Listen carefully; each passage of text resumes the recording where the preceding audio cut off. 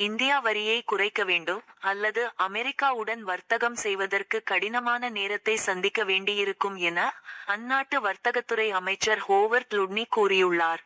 இது தொடர்பாக அவர் அளித்த பேட்டி ஒன்றில் கூறியுள்ளதாவது: நட்பு நாடுகளுடனான உறவு நீடிக்கிறது. அவர்களது பொருட்களை இங்கு வந்து விற்கின்றனர். நம்மிடமிருந்து சலுகைகளை அனுபவிக்கின்றனர். ஆனால் அவர்களது பொருளாதாரத்தில் நம்மை தடுக்கின்றனர். இந்தியா 140 கோடி மக்கள் தொகை கொண்ட நாடாக உள்ளது. ஆனால் அமெரிக்காவின் ஒரு சோளத்தை கூட வாங்க மாட்டார்கள். அனைத்துக்கும் வரி விதிக்கின்றனர். இதனால் தான் வரியை குறைக்க வேண்டும் என ட்ரம்ப் கூறுகிறார். எங்களை எப்படி நடத்துகிறீர்களோ அதேபோல் உங்களை நடத்துவேன் என கூறியுள்ளார். நாம் பல ஆண்டுகளாக செய்த தவறை சரிசெய்ய வேண்டும். இதை சரி செய்யும் வரை வேறு வழியில் கட்டணத்தை விதிக்க விரும்புகிறேன்.